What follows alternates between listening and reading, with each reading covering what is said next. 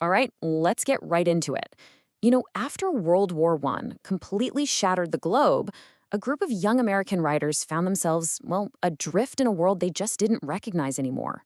They were disillusioned, they were exiled, and they were brilliant. And man, did they redefine American literature. Today, we're going to break down exactly how they pulled it off. So where does this whole idea come from? Well, it all kicks off with this one iconic line. Picture this: the author Gertrude Stein, in her Paris salon, turns to a young Ernest Hemingway and says it. Hemingway, he's so struck by this, he slaps it right on the front of his novel The Sun Also Rises. And bam, just like that, a simple phrase becomes the name for a whole generation of writers. So, lost, right? How exactly did this generation get so lost? Well, if you want to understand their art, you absolutely have to understand their trauma. And for that, we've got to go back to the battlefields of World War I. Okay, so who are we actually talking about here? Well, the big names you'll hear are Ernest Hemingway, F. Scott Fitzgerald, Ezra Pound, John Dos Passos. You get the idea. These guys were all born around the turn of the century, and they all hit adulthood right smack in the middle of the Great War. And that shared experience became the lens for everything. It colored how they saw the world, and that color was, you guessed it, deep, profound disillusionment. Now, when you look at these traits, it's not just some random checklist. No, it's more like a chain reaction. First comes the disillusionment with America, right? That pushes them to pack their bags for Europe. And once they're there, feeling like exiles, they turn inward, focusing on their own private emotions. And here's the crazy part, the real irony. The booming 1920s economy is what paid for this whole escape. It fueled this wild, over-the-top hedonistic search for meaning that we now call the Jazz Age. So imagine this for a second. You've just come back from the absolute horrors of war, and you get home to a country that just doesn't feel like home anymore. You don't connect with it. What do? Well, for a lot of these writers, the answer was simple. You get out. You escape. To Paris, to the French Riviera, anywhere with parties, pleasure, and enough distractions to make you forget. And this, right here, this is the central conflict of the whole era boiled down. On one side, you've got this massive shared public trauma from the war. And on the other, you have this desperate, almost frantic search for private escape and pleasure.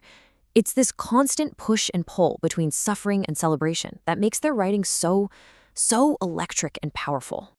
And if you want to talk about someone who captured that duality perfectly, you have to talk about F. Scott Fitzgerald. He was absolutely obsessed with wealth. But it wasn't just about the fancy cars and big houses. For him, money meant certainty. It meant safety. He was totally fascinated by what he called the immunity that money could buy you, in a world that felt anything but safe. You see this play out perfectly in his masterpiece, right? The Great Gatsby. You've got Jay Gatsby, he's all new money and this almost tragic, youthful hope. He throws his entire fortune at trying to get back a love from his past. But who's he up against? The Buchanans. They're old money, careless, corrupt, and untouchable. And how does it end? Gatsby is completely destroyed, while the Buchanans, they just retreat back into their piles of money without a single consequence. It's a brutal lesson. In this world, dreams and youth get crushed by an indifferent, powerful elite. Okay, so while Fitzgerald's over here writing about these glittering, champagne-soaked parties, you've got another writer who was basically exploring the hangover the morning after, Ernest Hemingway. See, Hemingway didn't just write about the pain of that era, he lived it.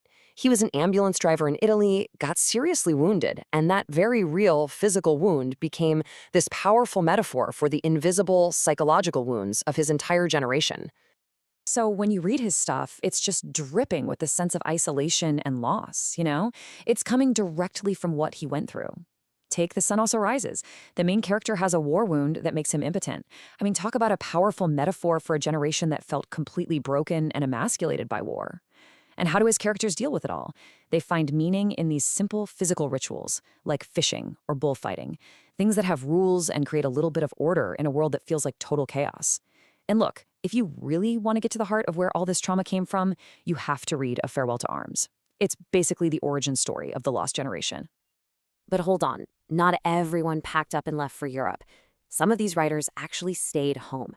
And instead of escaping America, they turned a super critical eye on it, on a country that was changing fast, and in a lot of ways was deeply unjust.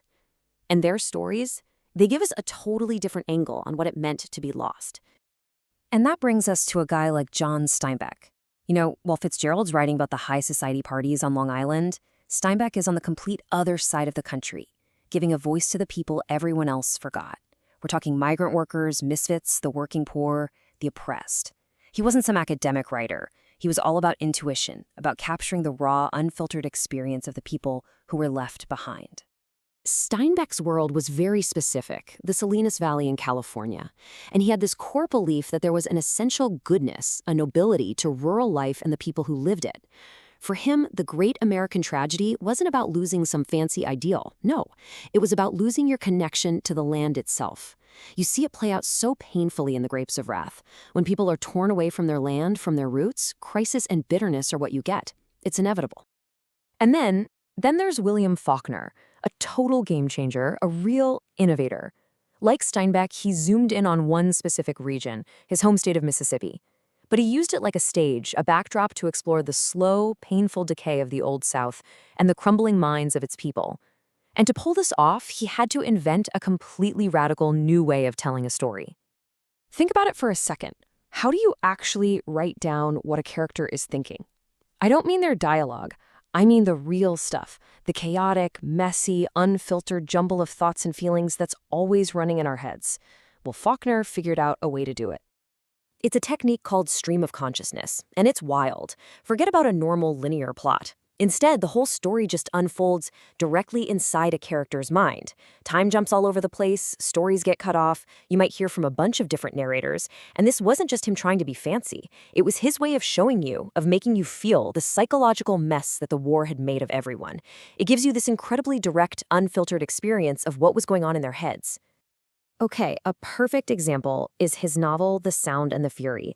It's the story of this decaying Southern family, but it's told in 4 separate parts, from 4 totally different points of view. So first, you're dropped right into the fractured, jumbled mind of Benji. Then boom, you're with his suicidal older brother, Quentin. Then you switch to the cynical, angry younger brother, Jason. It's not until the very last section that you get a more traditional narrator who kind of helps make sense of it all. It's literally a puzzle, and Faulkner expects you, the reader, to put the pieces together. All right, so we've met the whole crew, right? The partiers, the tough guys, the critics, and the groundbreaking innovators. So when you step back and look at all of them together, what was the big takeaway? What was their lasting impact on America? This timeline really helps put it all into perspective, doesn't it? I mean, these books weren't written in some quiet academic bubble. They were forged in the fire of real historical events. You've got Gatsby coming out at the absolute peak of the Roaring '20s. Then A Farewell to Arms is published in 1929, the exact same year the Great Depression kicks off. And then The Grapes of Wrath perfectly captures the misery of the '30s right before the world plunges into another war. Their art was a direct conversation with the chaos happening all around them. So what's the bottom line? What's their lasting legacy? Look, they did way more than just write a few great books. They managed to bottle the lightning of a world still shaking from a massive war. They completely tore up the literary rulebook, inventing new ways to tell a story. They made it okay. No, they made it essential to put a character's inner thoughts and private emotions right at the center of the stage. And by doing all that, they just smashed the old 19th century traditions to bits and created a voice that was raw, new, and powerfully modern American. You know, The Lost Generation was a pretty short moment in the grand scheme of things, but it was a moment born out of a massive, world-changing crisis. And that kind of leaves us with a big question to chew on, doesn't it? Their voices were forged in the fires of a world war and a Great Depression. So, what crises are forging the great, defining voices of our time?